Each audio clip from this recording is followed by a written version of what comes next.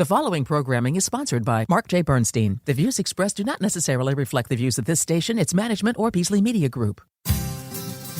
Entrepreneur, founder, author, and financial advisor Mark Bernstein helps high-performing business owners turn their visions into reality. Through his innovative work and the Forward Focus Forums, Mark connects entrepreneurs to resources that fuel their success. Founders Forum is a radio show and podcast where entrepreneurs share their journeys, revealing the lessons they've learned and the stories behind their success. Join Mark and his guests for a mix of inspiration, valuable insights, and a little fun. Now, let's dive in. Good morning, America. How are you? Let's adjust our there we go. I had to adjust my headphones. I am very excited for the show. I'm excited because we've been off for a couple weeks. We're going to be off for a couple more. And I'm going on vacation, going to Alaska early tomorrow morning. And I'm excited about our guest today, Dr. V, and I'll formally introduce her in a minute.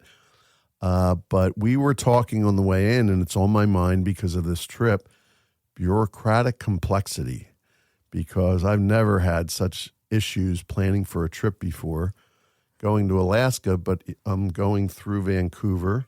So I had to get my passport renewed, which I did last year. Then I proceeded to lose it. Then I had to reapply and expedite it. And that is a whole comedy of errors that I won't go through. But I just barely got my passport in time. And I didn't even know you needed a passport to go to Canada because I never did before. It was always, you just needed a driver's license. Then I'm checking into the flight and they're telling me I need a visa.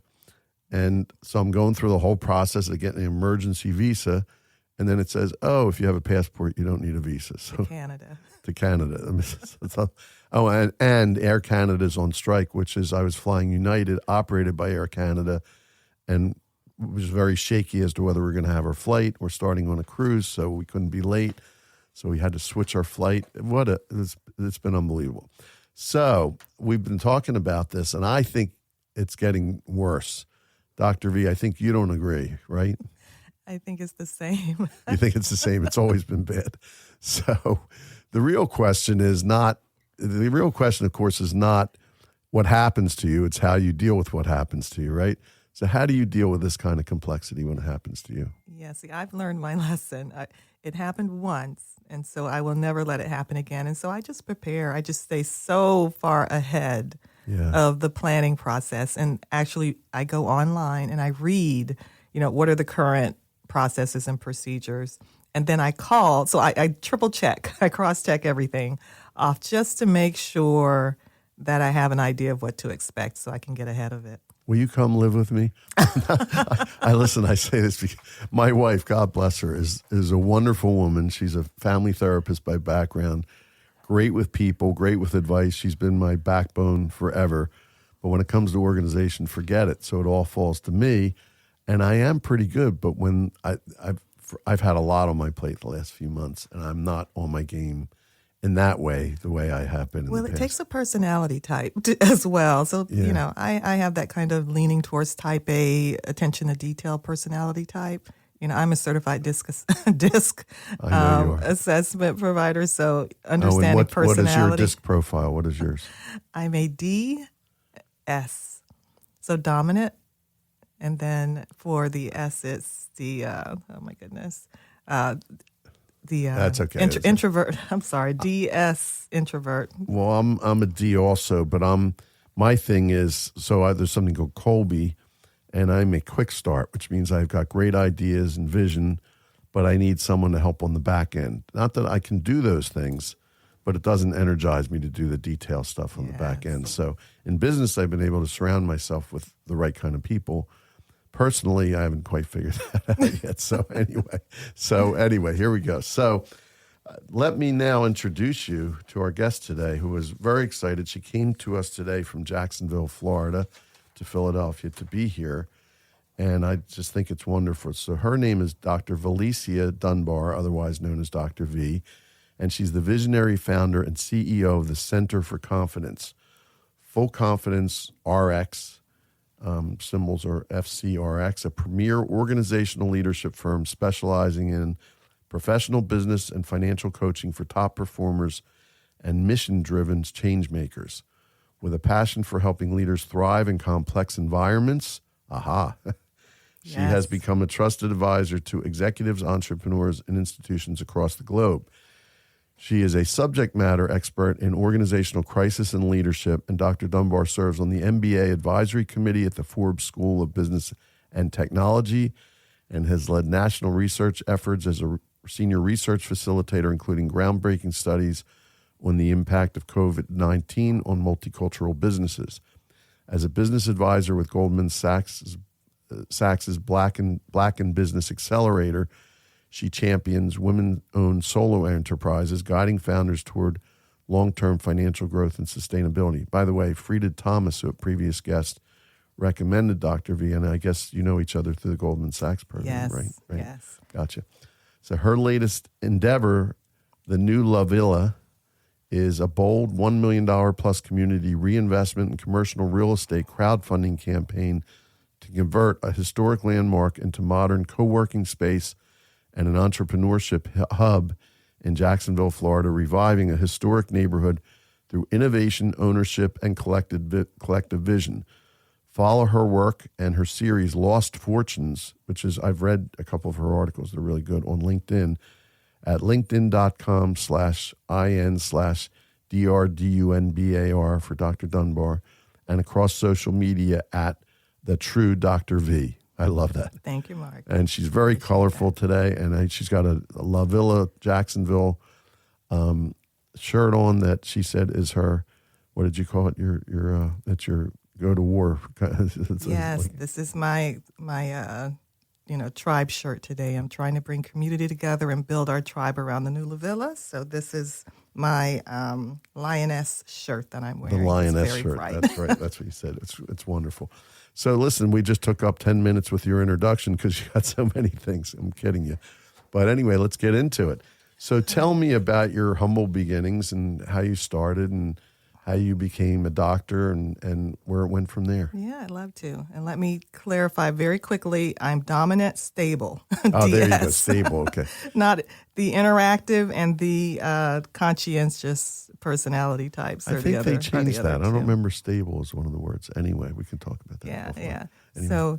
So for my background, my history, born in Jacksonville, Florida, and we were talking earlier about, people who have low confidence, low self-esteem. I would have called myself that at that time, just a very quiet, shy, introverted personality. Still a normal introvert, but definitely have, as an entrepreneur, have mastered the challenges around just getting to know people and interacting with people. I always knew that I wanted to own my own business. For some reason, I knew that. And it was a cross between media, marketing, entertainment, or do I want to work in community service fields? And I started out actually working in community service fields. So I was a grant writer for some time, working with nonprofits. I was also an officer with Florida International, my graduate school alma mater. So I went to Florida International University in Miami, received my master's in public administration there because I wanted to branch out and start working more so at a national level, helping people and serving people. And married that with my degree in journalism. So how do you go from journalism to working with nonprofits and community service, just working within those departments, the marketing and communications departments I could see how that within those fields. That could work. Yeah, sure. Yeah, and then the writing was natural. So marketing, grant writing, all of that was communication for me. And once I graduated from Florida International, moved to Philadelphia. So I lived here for a year. I remember you saying I lived here for a full year and then got married, of course, moved to D.C., but I loved Philadelphia. I really did. And so it's nice to be back and see the changes. And as soon as I get here, I'm looking at real estate and looking at how much does it cost to kind of have a pad that I own here. But it's a lot more affordable than a lot of Northeast cities. It is still affordable. Yeah, it was affordable then, and then it's still affordable now. even more affordable than Jacksonville, which the prices are going up there as well. But coming back Everything here, in Florida has exploded. is going. Yeah. We have a lot of people moving in Not within this, the past. not this moment, but over the last few years, it's really Within the exploded. past less than a decade. Yeah. Because I moved back when my husband retired from the Air Force.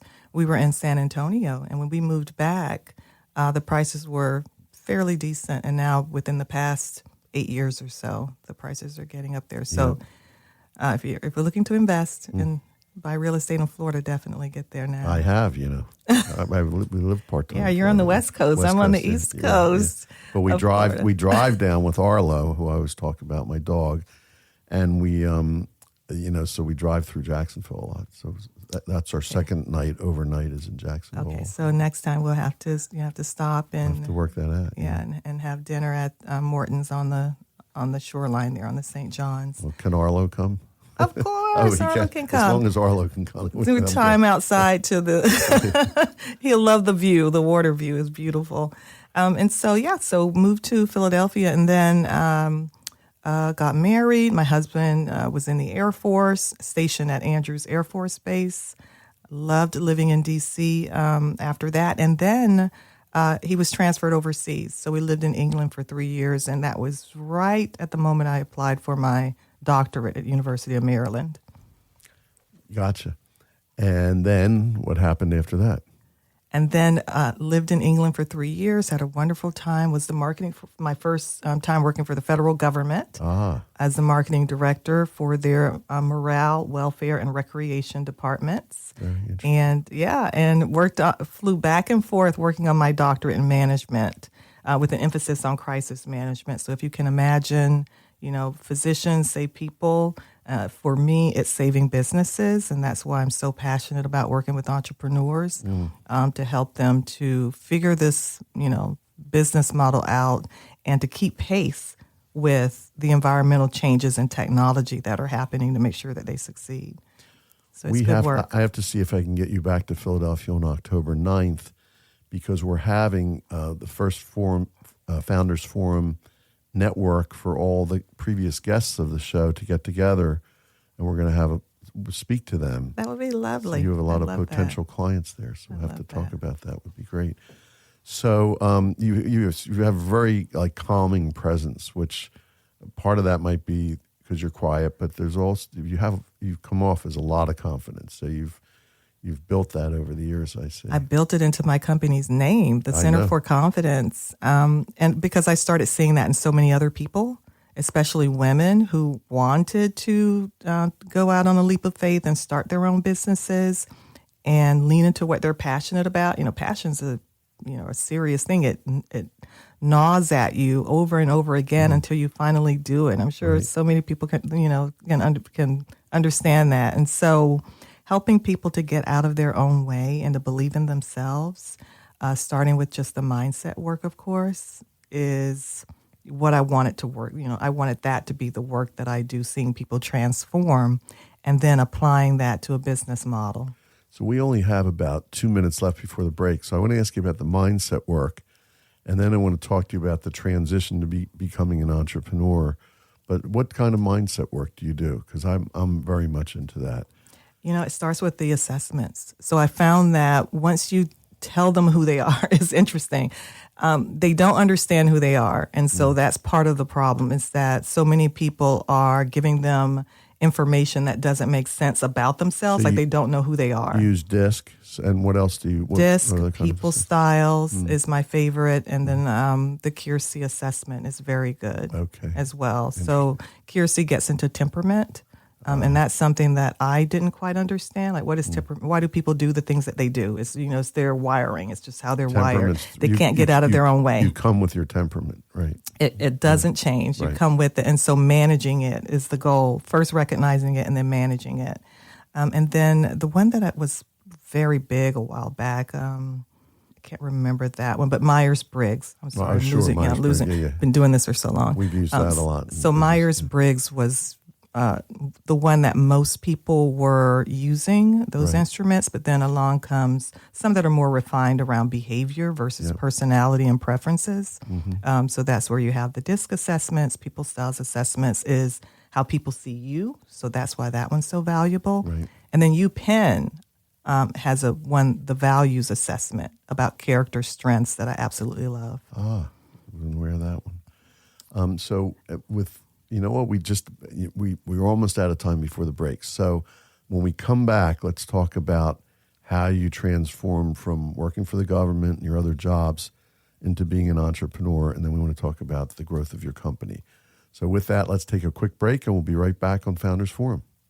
For over a decade, the Center for Confidence, LLC, TCFC, has been dedicated to transforming high-potential professionals and top industry performers into confident, capable leaders and business owners who drive meaningful change. Guided by our mission to build economic capacity and influence, we partner with small businesses and mission-driven corporations, delivering customized programs, special projects, and ongoing support that spark organizational growth, career advancement, and long-term impact. At TCFC, and with our emerging brand, Full Confidence RX, we have the prescription for not just developing leaders. We help them shape industries, strengthen communities, and build lasting legacies. We don't just build, we reinvest. Join our campaign, The New La Villa, to honor history, revitalize the community, and give small businesses ownership, equity, and financial confidence. Be part of creating a vibrant future for small businesses. Follow our campaign and get involved today at www.fullconfidencerx.com. We're back on Founders Forum with our guest today, Valecia Dunbar, otherwise and more popularly known as Dr. V.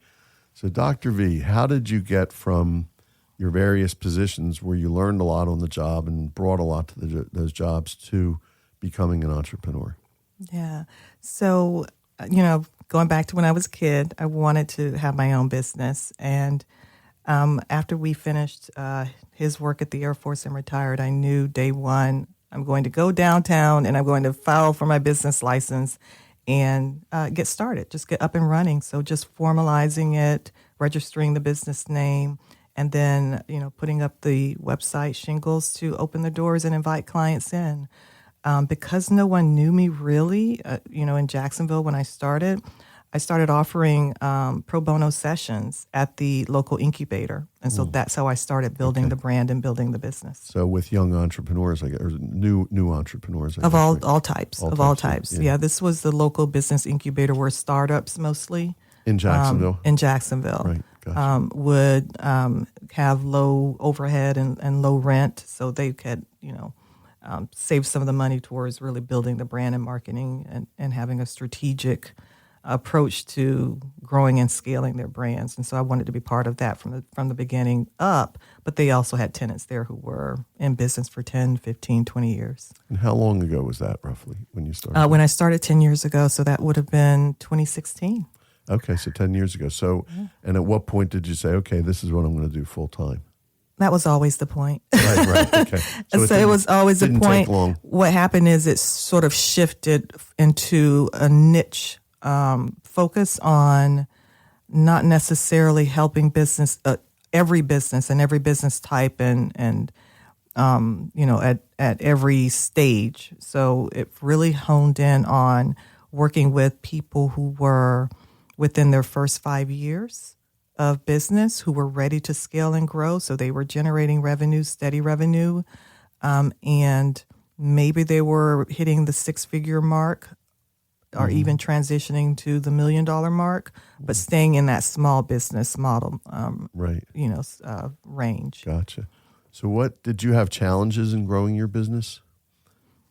Yeah, the messaging was always tricky. Who doesn't, by the way? Yeah, right? yeah. The message is always so tricky, especially working with, people who are they have an entrepreneurial mindset, but they don't yet have the business mindset. And what I mean by that is they know they want to have a business. They know they have a service that they like to provide or a product they like to provide, but teaching them the financials and understanding that this is a numbers, game. This is entrepreneurship is a numbers business, and you have to sustain the income and to keep that income coming in. And every year you're starting over. So what does that look like for you and your brand? How do you build that client base and make sure that they continue to believe that you're the choice amongst all the competitors? So it's really a journey, going on that journey with them, but helping them to transition out. So when you figured out that you're figuring out that message, but at the same time, you've just entered the entrepreneur's game, entrepreneur's world. So you have to master the numbers game at the same time while you're doing that, right? Interestingly, that was my second business. I started a business not too long after college. So I started my marketing business. I worked for State Farm, as a matter of fact, in insurance for a bit, just to make sure my student debts were just manageable and paid off. And after that, I started a marketing firm. So I had the marketing firm for 3 years, and then in Orlando. And then when I decided to pursue my master's, I focused on that. So you'd already done the numbers game before, so you had that experience behind you. So you figured out the message, and how is your business today? How busy is it today? My business is great today. I found my niche. I've been working with, I'm certified with the state as a business technical assistance provider, working with entrepreneurs, individuals with disabilities who are interested in entrepreneurship. I've been working with the Goldman Sachs program now for quite a while as a business advisor. So it's corporate, state, and local, contracts are coming in, and it's been a rewarding journey. So, and are you on your own? Do you have other people? You have subcontractors? Contractors. You do? Many or? I have 6 contractors. Yeah, I figured you. And they rotate in and out, depending on the job. So. By the way, so we talk a lot here about, employee culture, company culture, and all that kind of thing, which is, culture's changing because a lot of companies actually are smart. I'm not saying you shouldn't have employees. Our company, we have employees, but it makes a lot of sense today to have contractors. And you still need to build a culture, which I'm sure you're doing because you're all about culture. So we have our team meetings, and so our team name is Team Open Shoot. So nice. We want to be that parachute that is opening up, jumping out of it and diving in to help and support people. So we are, the inspiration in our minds to help people to open up their own parachutes and give them protection and cover. And a good firm landing when they need guidance. So let's talk about La Villa and what's going on with that. Over the years, La Villa is what I see as the answer to why so many entrepreneurs go out of business prematurely. And that's because they're trying to grow and scale, but they don't have the resources in place yet. And so the 2 largest expense items, employees and office space were the 2 that were just eating up their income. And so I wanted to address that issue with the new La Villa. And how do you see that working? So people, obviously, space will be a lot less expensive. There'll be pooled resources, I imagine. Actually, when I'm in Florida, I work in a co-working space. Yeah. So I have a sense of what that's like, and it's great, actually. I've always had my own office, but I love doing that. Yeah, and imagine having ownership in that space. That is the new La Villa's business model, that I now want the businesses in that space to have ownership and equity in it, so that they not only... And in the real estate itself. In the real estate itself, that they're owning the properties, and they don't have to throw away this money. They can actually start gaining interest and benefits. It's almost like an employee stock ownership plan for entrepreneurs, in a sense. Exactly. It's really cool. Exactly. It's a really cool idea. Do you know about EO, by the way, Entrepreneurs Organization? No, I do not. We'll talk about that offline. So I've been a member. I've just left just because I'm so busy, but it's a great organization worldwide of entrepreneurs that you should connect with because they could use you. I would appreciate that network. Referral, yes. So let's talk about your future vision. I know a lot of that has to do with La Villa, but for the next 3, if you and I are talking, and it's August of 2028, and we're looking back on the last 3 years, Dr. V, what would have to happen for you to feel that that was a successful 3-year period in your business, in your life, however you want to approach that? Yeah, 3 years from now, I want to have multiple new La Villa business models around the country.